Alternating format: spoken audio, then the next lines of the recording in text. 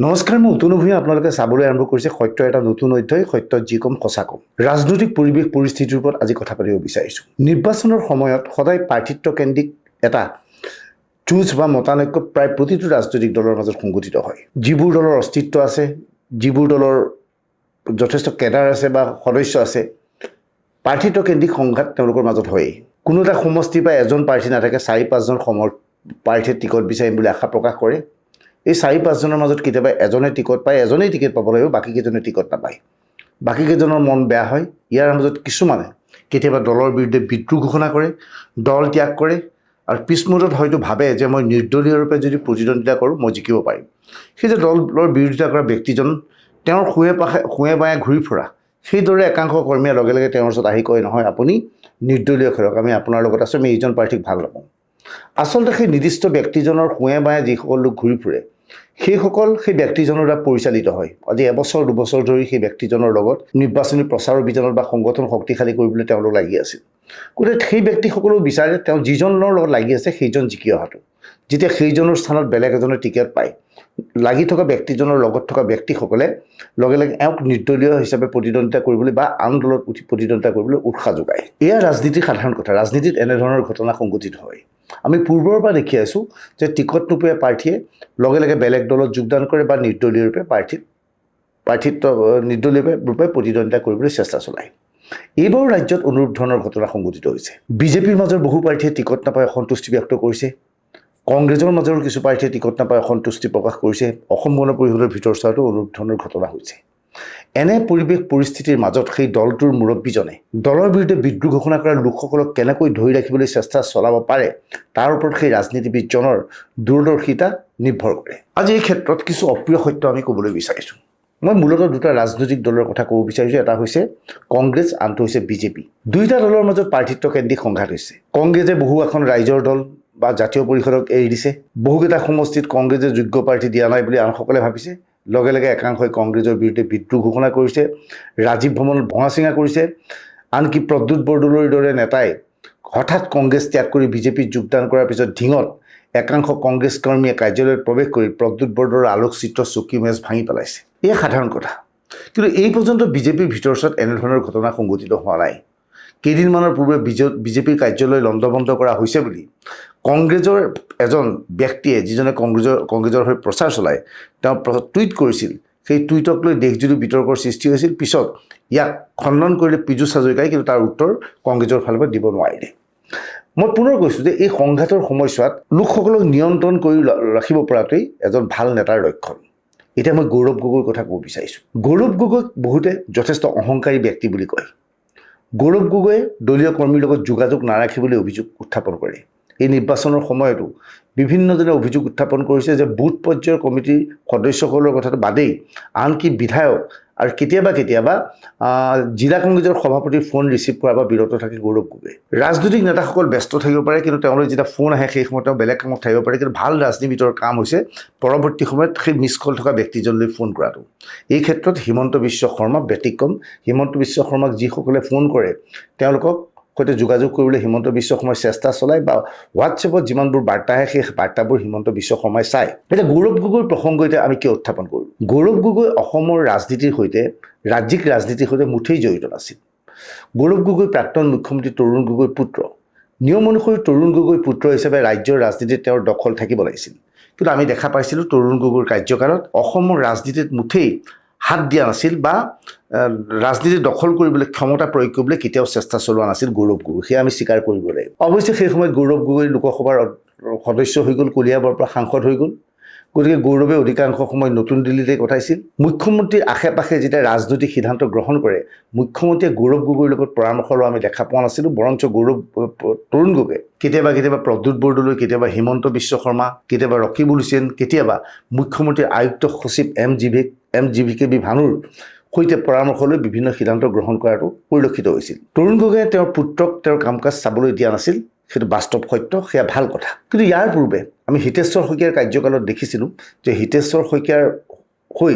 সমান্তৰালভাৱে কিছুমান কাম কৰিছিল এতিয়া বিৰোধী দলৰ দলপতি দেৱব্ৰত শইকীয়াই। জিন্তু দা বুলি সেই সময়ত সকলোৱে চিনি পাইছিল। জিন্তু দা বা দেৱব্ৰত শইকীয়া হিতেশ্বৰ শইকীয়াৰ দিনত আজিতকৈ বহুগুণে ক্ষমতাশালী ব্যক্তি আছিল কাৰণ বহু কাম জিন্তু দাস বা দেৱব্ৰত শৰ্মাই নিজে কৰি দিব পাৰিছিল অৰ্থাৎ মুখ্যমন্ত্ৰী হিতেশ্বৰ শইকীয়াৰ বহুবোৰ কাম মুখ্যমন্ত্ৰীৰ পুত্ৰই কৰিছিল সেইটো সত্য কথা আৰু এইটো সত্য যে তৰুণ গগৈৰ কাৰ্যকালত তৰুণ গগৈৰ কাম কাজত গৌৰৱ গগৈ হস্তক্ষেপ কৰা নাছিল বা গৌৰৱ গগৈক হস্তক্ষেপ কৰিবলৈ তৰুণ গগৈ সুযোগ দিয়া নাছিল এয়াও সত্য কথা গতিকে গৌৰৱ গগৈ অসমৰ ৰাজনীতিৰ সৈতে খুব ওতঃপ্ৰোতভাৱে জড়িত নাছিল সংসদীয় ৰাজনীতিত তেওঁ আছিল দিল্লীৰ ৰাজনীতিৰ পৰিস্থিতিৰ ওপৰত জানে কিন্তু অসমৰ ৰাজনীতিৰ বিষয়ে তেওঁ সাংঘাতিক অভিজ্ঞ নহয় গৌৰৱ গগৈ প্ৰদেশ কংগ্ৰেছৰ সভাপতি হোৱাৰ পিছত ৰাজ্যৰ ৰাজনীতিৰ সৈতে জড়িত হৈ পৰিল এইবাৰ নিৰ্বাচনত তেওঁৰ নেতৃত্বত বিৰোধীয়ে নিৰ্বাচন খেলিব এতিয়া ৰাজ্যৰ ৰাজনীতিৰ বহুবোৰ কথা গৌৰৱ গগৈ শিকিছে কিন্তু মই পুনৰ কৈছোঁ যে গৌৰৱ গগৈক বহুতে অহংকাৰী বুলি অভিযোগ কৰে আৰু গৌৰৱ গগৈক সহজে মানুহে পাব নোৱাৰে এটা ফোনত গৌৰৱ গগৈ পোৱাটো টান এইকেইদিনতে কংগ্ৰেছৰ কিছুমান প্ৰাৰ্থীয়ে টিকট নাপাই সংঘাতত লিপ্ত হ'ল প্ৰথমে আমি দেখা পালোঁ খোৱাঙৰ কংগ্ৰেছ কৰ্মীসকলক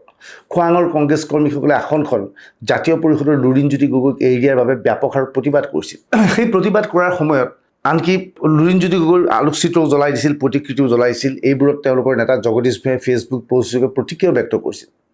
কিন্তু সেই সময়ত অভিজ্ঞ ৰাজনৈতিক নেতাৰ দৰে গৌৰৱ গগৈয়ে সেই প্ৰতিবাদকাৰীসকলৰ সৈতে ফোনতেই হওক নিজে গৈ বা কাৰোবাক প্ৰেৰণ কৰি আলোচনা কৰাৰ পৰা বিৰত আছিল সেয়া আছিল তেওঁৰ বেয়া লক্ষণ অৱশ্যে হঠাৎ যেতিয়া ভূপেন বৰা আৰু প্ৰদ্যুৎ বৰদলৈ বিজেপিলৈ যাব বিচাৰিছিল তেতিয়া গৌৰৱ গগৈয়ে তেওঁলোকক বাধা দিবলৈ তেওঁলোকৰ বাসগৃহলৈ গৈ আলোচনা কৰিছিল এয়া শীৰ্ষ পৰ্যায়ৰ নেতৃত্বৰ ক্ষেত্ৰত নেতাৰ ক্ষেত্ৰত গৌৰৱ গগৈয়ে এনে স্থিতি গ্ৰহণ কৰাটো আমি দেখা পাইছোঁ কিন্তু তলৰ পৰ্যায়ৰ নেতাসকলক গৌৰৱে মুঠেই গুৰুত্ব নিদিয়া দেখা গৈছে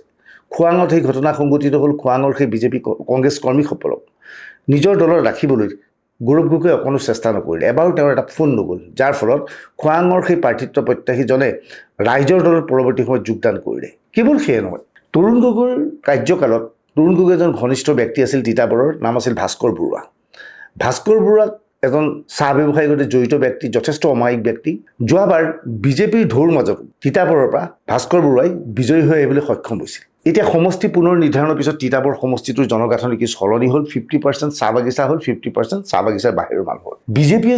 যিহেতু এই সমষ্টিটোত ধীৰাজ গোৱালা নামৰ চাহ জনগোষ্ঠীৰ এজন প্ৰাৰ্থীক প্ৰাৰ্থিত্ব দিলে কংগ্ৰেছেও সিদ্ধান্ত ল'লে আমি চাহ জনগোষ্ঠীৰ এজন প্ৰাৰ্থীক টিকট দিম সেই হিচাপে প্ৰাণ কুৰ্মী নামৰ এজন ব্যক্তিক প্ৰাৰ্থিত্ব দিলে কংগ্ৰেছে তিতাবৰত এজন বৰ্তমানৰ বিধায়ক আছে সেইজন হৈছে ভাস্কৰ বৰুৱা গৌৰৱ গগৈৰ কাম আছিল গৌৰৱ গগৈৰ দায়িত্ব আছিল যে প্ৰাণ কুৰ্মীক টিকট দিয়াৰ পিছত ভাস্কৰ বৰুৱাৰ ওচৰলৈ গৈ বুজাবলৈ যে আপুনি অসন্তুষ্ট নহ'ব বহুতো কাৰণত সমষ্টিৰ পুনৰ নিৰ্ধাৰণৰ ফলত সৃষ্টি হোৱা পৰিৱেশ পৰিস্থিতিৰ ভাৱে এই আসনখন আমাক লাগে মোৰ দেউতাৰ আসন সেয়েহে এইবাৰ আপোনাৰ পৰিৱৰ্তে প্ৰাণ কৰ্মীক আমি টিকট দিলোঁ সেই বুলি কোৱাহেঁতেন হয়তো মনে মনে বহি থাকিলেহেঁতেন ভাস্কৰ বৰুৱা কিন্তু নাই ভাস্কৰ বৰুৱালৈ আজি পৰ্যন্ত ফোন নাহিল অৱশেষত অসহায় ভাস্কৰ বৰুৱাই ৰাইজৰ বিপুল দাবীত আজি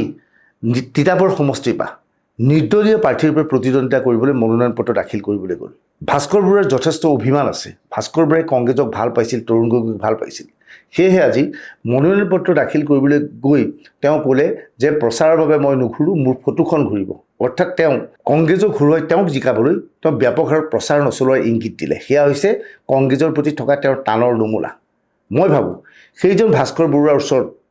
গৌৰৱ গগৈ যদি কালি গ'লহেঁতেন বা নগ'লেও যদি ফোনত তেওঁৰ লগত কথা পাতিলেহেঁতেন কোনো ক্ষেত্ৰতে ভাস্কৰ বৰুৱাই আজি মনোনয়ন পত্ৰ নিদিলেহেঁতেন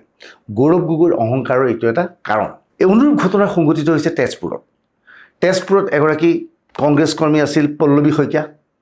শইকীয়াক গৌৰৱে বিভিন্ন সময়ত প্ৰতিশ্ৰুতি দিছিল আপুনি লাগি থাকক মই আছোঁ পল্লৱী শইকীয়াই ভাবিছিল এইবাৰ তেওঁ টিকট পাম চৰকাৰী চাকৰি বাদ দি পল্লৱীয়ে কংগ্ৰেছৰ সৈতে ওতঃপ্ৰোতভাৱে জড়িত হ'ল হঠাৎ পল্লৱীয়ে গম পালে তেওঁৰ সমষ্টিটোত ৰাইজৰ দলক প্ৰাৰ্থিত্ব দিছে পল্লৱীয়ে তেতিয়াও ভাবি আছিল যে ৰাইজৰ দলৰ প্ৰাৰ্থীজনক দিছে যদিও কংগ্ৰেছৰ লগত যিহেতু মিত্ৰতা নহ'ব কংগ্ৰেছে তেওঁক প্ৰাৰ্থিত্ব দিব কিন্তু শেষত হঠাৎ সিদ্ধান্ত লোৱা হ'ল যে তেজপুৰত কংগ্ৰেছে টিকট নিদিয়ে ৰাইজৰ দলৰ লগত বুজাবুজি হ'ল গতিকে ৰাইজৰ দলৰ প্ৰাৰ্থীজনেই কংগ্ৰেছৰ সমৰ্থিত প্ৰাৰ্থী হ'ব পল্লৱীক ফোন কৰাৰ প্ৰয়োজন আছিল গৌৰৱ গগৈৰ কেৱল পল্লৱীয়ে নহয় কংগ্ৰেছৰ তেজপুৰৰ নিচিনা ঠাইত য'ত কংগ্ৰেছ যথেষ্ট শক্তিশালী নহয় যিকেইজন কংগ্ৰেছ নেতা আছিল তেওঁক ফোন কৰা বা তেওঁলোকৰ ওচৰত এজন দূত প্ৰেৰণ কৰাটো কৰ্তব্য আছিল গৌৰৱ গগৈ কিন্তু অহংকাৰী গৌৰৱ গগৈ সেয়া নকৰিলে যাৰ পৰিণতিত আজি মনত খং অভিমান লৈ পল্লৱী শইকীয়াই আজি মনোনয়ন পত্ৰ দাখিল কৰিবলৈ গৈ নিৰ্দলীয় প্ৰাৰ্থীৰূপে আজি পল্লৱী শইকীয়াই মনোনয়ন পত্ৰ দাখিল নকৰিলেহেঁতেন যদিহে গৌৰৱ গগৈ তেওঁৰ লগত ফোনত কথা পাতিলেহেঁতেন বা গৌৰৱ গগৈ নিজে গৈ বা আন কোনোবা এজনক বুজাবলৈ পল্লৱী শইকীয়াৰ ওচৰলৈ প্ৰেৰণ কৰিলেহেঁতেন অনুৰূপ ঘটনা সংঘটিত হ'ল শোণিতপুৰ জিলাৰ কংগ্ৰেছৰ প্ৰাক্তন সভাপতি দাদুল বৰকটীৰ ক্ষেত্ৰত দাতুল বৰগোহাঁইকে নদুৱাৰৰ পৰা টিকট বিচাৰি লাগি আছিল পূৰ্বে কংগ্ৰেছত থাকি এটা সময়ত অগপলৈ গুচি যোৱা পাৰ্থপ্ৰতিম বৰা পুনৰ কংগ্ৰেছলৈ উভতি আহিছিল তেওঁ ভাবিছিল নদুৱাৰৰ পৰা মই এইবাৰ নিৰ্বাচন খেলিম পদ্ম হাজৰিকাৰ বিৰুদ্ধে প্ৰতিদ্বন্দ্বিতা কৰিম কিন্তু গৌৰৱ গগৈয়ে কৰিলে কি হঠাৎ কংগ্ৰেছত যোগদান কৰা 15 দিনমান আগতে যোগদান কৰা নেপালী ছাত্ৰ সন্থাৰ সৈতে জড়িত সুনীল চেত্ৰীক যোগদান কৰে নদুৱাৰৰ দৰে বিজেপিৰ ঘাটিত প্ৰাৰ্থিত্ব প্ৰদান কৰি দিলে সেইখিনি সময়ত আকৌ গৌৰৱ গগৈ একেই কৰ্তব্য আছিল দাতুল বৰগোহাঁইক ফোন কৰা বা পাৰ্থ বৰুৱাক ফোন কৰা যে চৰি এইবাৰ আপোনালোকক টিকট দিব নোৱাৰিলোঁ ৰাজনৈতিক পৰিৱেশ পৰিস্থিতিৰ বাবে আমি নেপালী প্ৰাৰ্থীজনক থিয় কৰা কিন্তু সেইবোৰ কাম গৌৰৱ গগৈয়ে নকৰিলে যাৰ ফলশ্ৰুতিত অহংকাৰী গৌৰৱ গগৈৰ ভাৱে বহু কংগ্ৰেছ কৰ্মী কংগ্ৰেছৰ কাষৰ পৰা আঁতৰি গ'ল গৌৰৱে তেওঁলোকক ধৰি ৰাখিব নোৱাৰিলে দীৰ্ঘদিন ধৰি গৌৰৱ গগৈৰ লগত কাম কৰিবলৈ চেষ্টা চলাই আছিল কাম কৰি আছিল কলিয়াবৰৰ মানৱজ্যোতি মহন্ত নামৰ ল'ৰাজন গৌৰৱৰ ঘনিষ্ঠ মেঘনাথ চেত্ৰীৰ সৈতে একেলগে কাম কৰিছিল মানৱক বাৰে বাৰে টিকট দিয়াৰ কথা কৈছিল গৌৰৱ গগৈয়ে আনকি গুৱাহাটীৰ গ্ৰীণউড হোটেলত যেতিয়া তেওঁলোকৰ স্ক্ৰিনিং কমিটিৰ বৈঠক হৈছিল বৈঠকত প্ৰৱেশ কৰাৰ আগতেও মানৱক গৌৰৱে কৈ গৈছিল তুমি চিন্তা কৰিব নালাগে মেঘনাথৰ লগত কথা পাতা মই আগবাঢ়ি গৈ আছোঁ সেই মানৱক টিকট দিয়া নহ'ল কিন্তু এবাৰো মানৱক ফোন কৰি কোৱা নহ'ল যে তোমাক টিকেট দিয়া নহ'ল তুমি চিন্তা কৰিব নালাগে পৰৱৰ্তী সময়ত টিকট দিম এয়া হৈছে অহংকাৰী গৌৰৱ গগৈৰ স্বভাৱ এই অহংকাৰী স্বভাৱৰ বাবেই কংগ্ৰেছৰ কাষৰ পৰা ক্ৰমাৎ মানুহবোৰ আঁতৰি গৈছে ৰ'ব এইবাৰ বিপৰীত দৃশ্য এটাৰ ওপৰত মই কথা ক'ব বিচাৰিছোঁ এইবাৰ কথা পাতিম বিজেপি কংগ্ৰেছত এইবাৰ যিমান বিসম্বাদ হৈছে টিকটক লৈ তাতকৈ বহুগুণে বেছি বিসম্বাদ হৈছে বিজেপিত কিন্তু বিজেপিয়ে আজিৰ ক্ষেত্ৰত এই বিসম্বাদটোক ঠাণ্ডা কৰিবলৈ বহু পৰিমাণে সক্ষম হৈছে জয়ন্ত দাস বিজেপিৰ সদস্য দীৰ্ঘদিন ধৰি তেওঁ বিজেপিৰ লগত জড়িত আছিল অৱশ্যে এটা সময়ত তেওঁ কিছুদিনৰ বাবে অসম গণ পৰিষদলৈ গৈছিল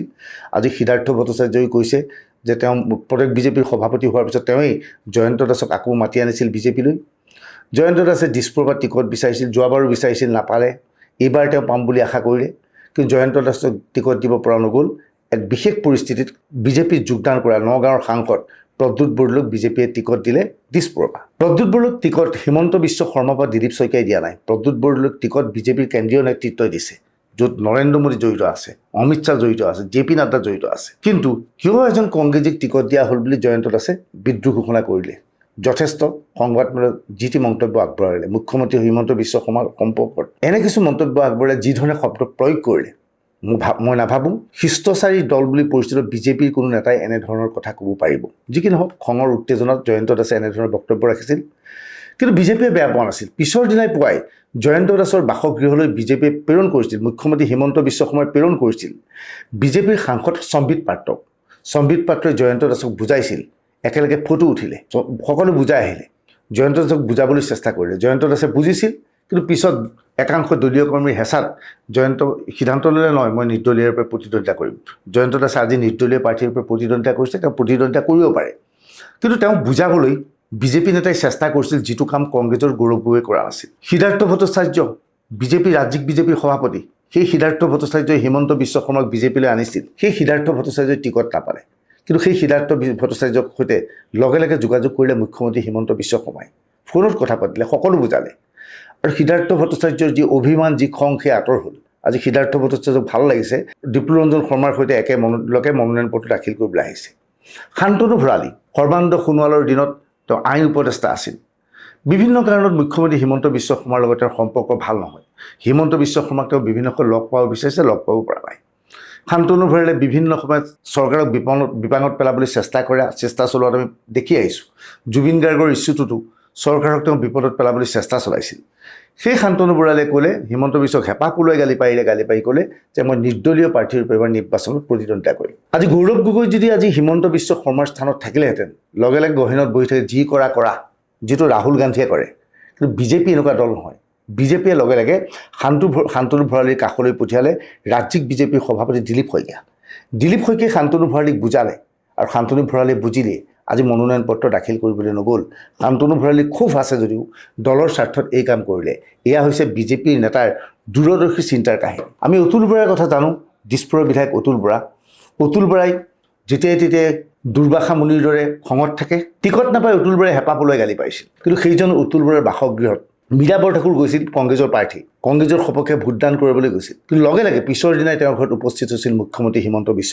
হিমন্ত বিশ্ব শৰ্মাই অতুল বৰাক বুজালে অতুল বৰাই বুজিলে যেন স্বয়ং মুখ্যমন্ত্ৰীজন তেওঁৰ ঘৰলৈ আহি তেওঁক গুৰুত্ব দিছে তেওঁক সন্মান দিছে অতুল বৰাই আজি নিৰ্দলীয় প্ৰাৰ্থীৰ পৰা মনোনয়ন পত্ৰ দাখিল নকৰিলে এয়া হৈছে সভ্য সমাজৰ সভ্য ব্যক্তিৰ কাম কাজ যি কাম গৌৰৱ গগৈয়ে শিকাটো অতিকৈ প্ৰয়োজন ক'ৰবাত মুখ্যমন্ত্ৰী ব্যৰ্থ হৈছে নন্দিতা গাৰুছা ডিমা হাছাওৰ মন্ত্ৰী আছিল নন্দিতা গাৰুছা একমাত্ৰ জিকিছিল সংগঠনৰ বাবে নন্দিতা গাৰুছাৰ অকলে কিবা ব্যক্তিত্ব আছে বুলি আমি নাভাবোঁ সেইজন নন্দিতা গাৰুছাই টিকট বাতিল হোৱাৰ পিছত হিমন্ত বিশ্ব শৰ্মাই কালি গৈ নন্দিতা গাৰুছাক লগ ধৰিলে হাফলঙলৈ গৈ লগ ধৰিলে আজি একাংশ সংবাদ মাধ্যমত লিখিছে যে ডিচিডেণ্ট বা বিসম্বাদী নেতাসকলক ঠাণ্ডা কৰিবলৈ মন্ত্ৰীয়ে হেলিকপ্টাৰে ঘূৰিছে একাংশ কংগ্ৰেছী বাতৰি কাকতত আজি এনেধৰণৰ খবৰ দেখিলোঁ কংগ্ৰেছী বাতৰি কাকত বুলি কৈছোঁ কাৰণ সেই বাতৰি কাকতে এনেধৰণৰ বাতৰি এইভাৱে পৰিৱেশন কৰিছে তেওঁলোকৰ চিন্তা কংগ্ৰেছৰ চিন্তাৰ সৈতে একেই তেওঁলোকৰ চিন্তা গৌৰৱ গগৈৰ চিন্তাৰ সৈতে একেই গৌৰৱ গগৈ যেনেকৈ ভাবে আমাৰ পৰা কোনোবা গুচি গ'লে তেওঁৰ কাষলৈ যাব নালাগে হয়তো সেই কংগ্ৰেছী কাকতখনেও তেনেকৈ ভাবে কংগ্ৰেছী কাকতখনে বিজেপিৰ শিষ্টাচাৰ বিজেপিৰ নীতি বুজি নাপায় কালি হিমন্ত বিশ্ব শৰ্মাই নন্দিতা গাৰুছাক লগ ধৰি হাফলঙলৈ গৈ লগ ধৰি আহিলে হিমন্ত বিশ্ব উভতি আহিলে পৰৱৰ্তী সময়ত নন্দিতা গাৰুছাই কিন্তু হিমন্ত বিশ্ব শৰ্মাৰ বুজনি নামানিব পাৰে আজি নন্দিতা গাৰুছাই কংগ্ৰেছৰ প্ৰাৰ্থী হিচাপে নিৰ্বাচনত প্ৰতিদ্বন্দ্বিতা কৰিছে কিন্তু নন্দিতা গাৰুছাক বাধা দিবলৈ এজন মানুহ আগবাঢ়ি গৈছিল এইজন আছিল হিমন্ত বিশ্ব শৰ্মা এয়া হৈছে বিজেপিৰ নীতি বৰাক উপত্যকাত দীপায়ন চক্ৰৱৰ্তী নিহাৰ ৰঞ্জন দাস মিহিৰকান্তি দাস আদিয়ে বিসম্বাদ কৰিছিল এই নিৰ্বাচনী টিকটৰ পিছত তেওঁলোকৰ কাষলৈ গ'ল হিমন্ত বিশ্ব শৰ্মা তেওঁলোকক বুজাই থৈ আহিলে আজি তেওঁলোকে মনোনয়ন পত্ৰ দাখিল কৰিবলৈ নাহিল অমিয় ভূঞা বিহপুৰীয়াৰ বিধায়ক অমিয় ভূঞাই এইবাৰ টিকট নাপালে এইবাৰ টিকট পালে ভূপেন বৰাই কালিৰ পুৱাৰ ভাগত অমিয় ভূঞাই যথেষ্ট গালিগালাজ কৰিলে বিজেপি এজন বিশেষ ব্যক্তিৰ চলে বুলি ক'লে সেই ব্যক্তিজন হিমন্ত বিশ্বক আঙুলি টোৱালে কিন্তু বিজেপি দলটো চাওক তেওঁৰ কাষলৈ যোগাযোগ কৰিলে লগে লগে ৰাজ্যিক বিজেপিৰ সভাপতি দিলীপ শইকীয়াই পিছ মুহূৰ্তত অমিয় ভূঞাক ৰাজ্যিক বিজেপিৰ উপসভাপতিৰ দৰে দায়িত্ব দি দিয়ে আৰু লগে লগে অমিয় ভূঞা মনে মনে বহি থাকিল ৰামকৃষ্ণ ঘোষ বুজাই সেই বিধায়কজনৰ পৰিৱৰ্তে এইবাৰ শিলাদিত্য দেৱক টিকট দিয়া হ'ল ৰামকৃষ্ণ ঘোষ বিজেপিৰ টিকটত জিকা প্ৰাৰ্থী গতিকে ৰামকৃষ্ণ ঘোষৰ ওচৰত কোনো বিজেপি নেতা নগ'লেও শিলাদিত্য উঠিলেও ৰামকৃষ্ণ ঘোষে কোনো তেওঁক ক্ষতি কৰিব নোৱাৰে সেই কথা বিজেপিয়ে জানে তৎসত্ত্বেও যিহেতু তেওঁ এজন বিজেপিৰ পুৰণি নেতা আছিল ৰামকৃষ্ণ ঘোষক বুজাবলৈ আজি স্বয়ং ছত্তীশগড়ৰ বিত্তমন্ত্ৰী আহি পেলাই তেওঁৰ বাসগৃহত উপস্থিত হ'ল বিজেপিৰ বিত্তমন্ত্ৰী আহি ৰিকুৱেষ্ট কৰিলে যে আমাৰ দল এই নাযাব আপুনি অসন্তুষ্টি নকৰিব আপুনি আমাৰ প্ৰাৰ্থীক সহায় কৰক সেয়া হৈছে বিজেপিৰ নীতি এই বিজেপিৰ নীতি আজি আমি সকলোৱে প্ৰশংসা কৰিব লাগিব কিন্তু এই নীতিক পৰিৱৰ্তে গৌৰৱ গগৈ অহংকাৰী মনোভাৱেৰে যিবোৰ কাম কৰিছে সেইবোৰে কংগ্ৰেছক ক্ষতি কৰিছে আমি ভাবোঁ ৰাজ্যৰ ৰাজনীতিৰ সৈতে কিছু শিকা উচিত এনেধৰণৰ অহংকাৰী মন লৈ আগবাঢ়িলে গৌৰৱ গগৈ কংগ্ৰেছক আগুৱাই নিব নোৱাৰিব ৰাজ্যৰ ৰাজনীতি গৌৰৱ গগৈ শিকাটো অতিকৈ প্ৰয়োজনীয় হৈ পৰিছে এই ভিডিঅ' সংক্ৰান্তত আপুনি আপোনাৰ মতামত কমেণ্ট ছেকশ্যনত লিখিব পাৰিব ধন্যবাদ